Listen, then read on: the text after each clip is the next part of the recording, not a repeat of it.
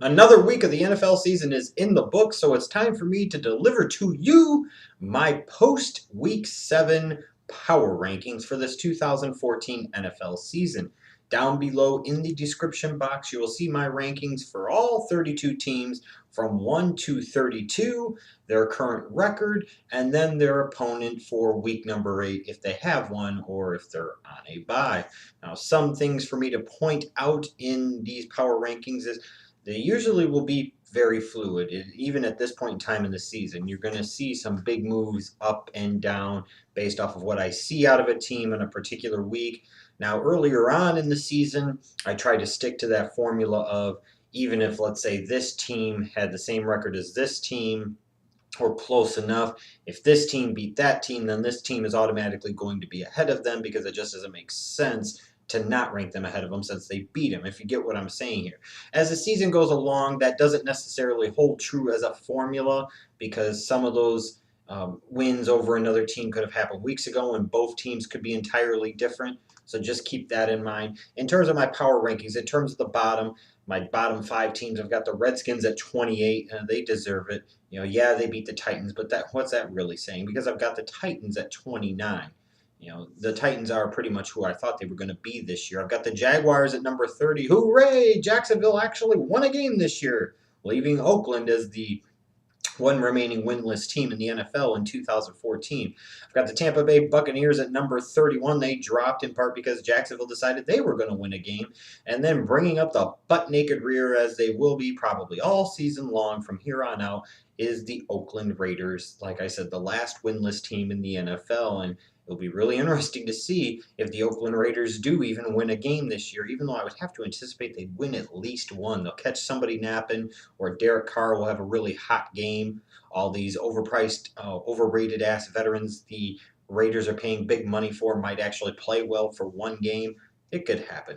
But in terms of the top, let's look at some of the teams that have risen over the past couple of weeks, or even over the course of this past week, some of the teams that have dropped. I've got the Bears at number 22. They deserve it. They are exactly who the fuck I said they were before the season, and they still are, and they're proving it. And if there was one team you could sit there and say at this point in time in the season that I was 100% spot on the money, no ifs, ands, or buts about it, it was the Chicago Bears. Period. I was right. Many were wrong.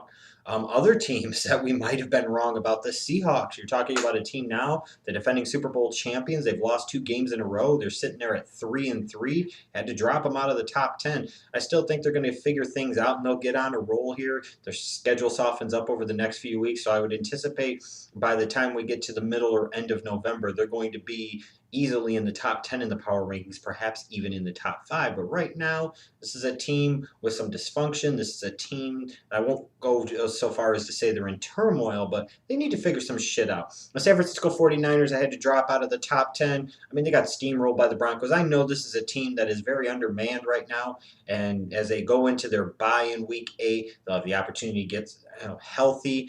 Maybe they'll get Aldon Smith back from a slightly reduced suspension. So things are going to get better, I think, for the San Francisco 49ers as well, and I expect them to be in the top 5 in the power rankings in the next few weeks. Some other teams that really stand out to me in terms of teams that are maybe moving up.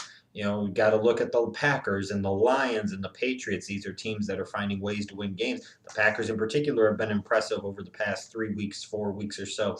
The New England Patriots, after that drubbing on Monday night against the Kansas City Chiefs, they found a way to win 3 games in a row. The win Thursday night over the Jets wasn't all that great, but a win is still a win in the National Football League, and 5-2 is still a hell of a place to be 7 weeks into the season. I've also got to give a lot of credit to the Baltimore Ravens. I've got them in the top 5. This is a team at 5-2 that I thought was going to be good and thought would make the playoffs in 2014, and there was a period of time where I was thinking about picking them to win the AFC North over the Cincinnati Bengals. Didn't go that far. This is a Ravens team that's doing a lot of good things right now. Flacco's limiting his mistakes. They're getting some big plays in the passing game. They're getting some consistency out of their running game. They have a defense that is playing pretty well. It's a very, very good Ravens team. Also got to give the Colts a lot of credit too. I moved them all the way up to number 3 this week, in part because they shut out the Cincinnati Bengals. And while the Bengals haven't been the same team since they come off that week 4 bye, the Bengals are still a talented team and a well-balanced team, and the Colts dismantled them. This is not just an Andrew Luck sole team. This is a team with a defense that is getting consistent pressure on opposing quarterbacks. This is a Colts team that looks like a real deal threat in the AFC in general, and perhaps for the Super Bowl especially. But in terms of the top 2 teams, I have to give credit where credit is due. And right now, the Broncos I've got at number 2, and I think they've earned it. We'll see if they're still there after Thursday night's matchup against the San Diego Chargers. But 5-1, their one loss was to the Seattle Seahawks, and that was an overtime loss at that. They dismantled the Arizona Cardinals. They dismantled the San Francisco 49ers. Those are impressive victories, period. I don't care what anybody says. Those are impressive victories, even if they were both at home. It's the way the schedule broke, so damn be it.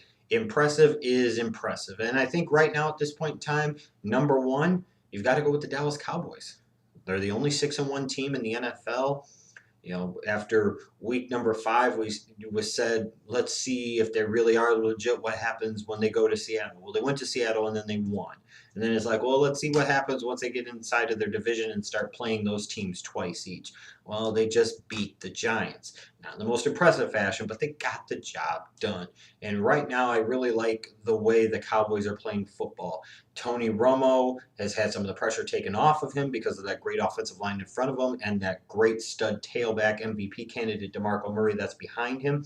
Jason Garrett and the offensive staff there have realized that their key to success is on the ground, not through the air. So they've stopped becoming their own worst enemies. That defense, in its limited time on the field, is minimizing its mistakes and making other teams work hard. This is a Cowboys team that's doing a lot of good things right now. Will they sustain it? Who knows? They very well could. Are they a Super Bowl contending team? I don't think so. Same thing with the Denver Broncos. I don't think so. But right now, at this point in time, which is what the power rankings are about, I think you have to give a lot of credit to the Denver Broncos, and I think you have to get a ton of credit, in particular, to the Dallas Cowboys. That's why I have the Broncos at number 2, and I have the Cowboys at number 1. And you can see down below, there's some interesting matchups this week, some real marquee matchups like the Eagles and the Cardinals, the Broncos and the Chargers.